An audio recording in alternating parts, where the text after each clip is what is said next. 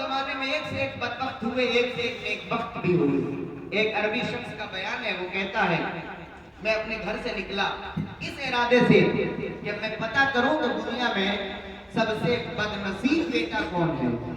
اور میں پتہ کروں کہ دنیا میں سب سے خوش نصیب بیٹا کون ہے۔ وہ نکل گیا تلاش و جستجو میں، جب نکلا تھوڑی دور گیا، جاتے جاتے کیا دیکھا کہ ایک بزرگ ہیں، ان کے گردن میں رسی ڈالی ہوئی ہے اور رسی میں ڈول کو یعنی بالٹی کو باندھا گیا ہے۔ یہیں تک بس نہیں بلکہ ایک نوجوان ہے جو اس بوڑھے آدمی کو کوڑے سے مار رہا ہے، کوڑے سے مار رہا ہے۔ وہ عربی شخص گیا اور جا کر کے کہا کہ تجھے اس بوڑھے کے بارے میں اللہ کا خوف نہیں ہوتا؟ تو اللہ سے نہیں ڈرتا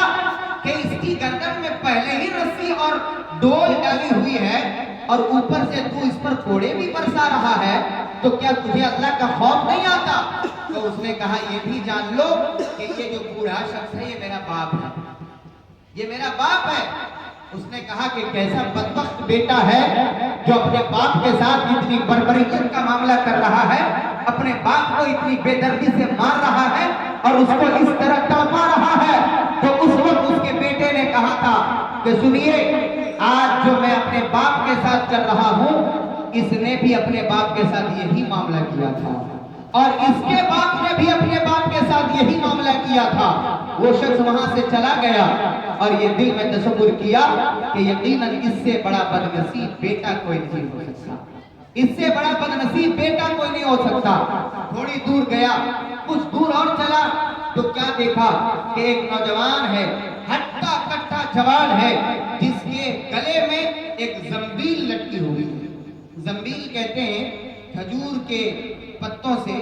جو بنایا جاتا ہے، جیسے چڑیا گھونسلے بنایا کرتی ہیں، اسی طرح کا کھجور کے پتوں سے ایک ڈھانچہ بنایا گیا تھا، اور اس ڈھانچے میں ایک بوڑھا شخص بیٹھا ہوا، ایک بوڑھا شخص اس ڈھانچے میں بیٹھا ہوا تھا۔ وہ شخص اس کے پاس گیا اور جانے کے بعد کہا کہ اے نوجوان، ذرا یہ تو بتا کہ تیرے گلے میں یہ زنبیل اور اس میں بیٹھا ہوا یہ بوڑھا شخص کون ہے؟ تو اس نوجوان نے کہا کہ یہ میرے والد ہیں، یہ میرے ابا ہیں، اور سنیے ان کی یادداشت کھو چکی ہے، ان کی یادداشت ختم ہو گئی ہے، نہایت کمزور ہو چکے ہیں۔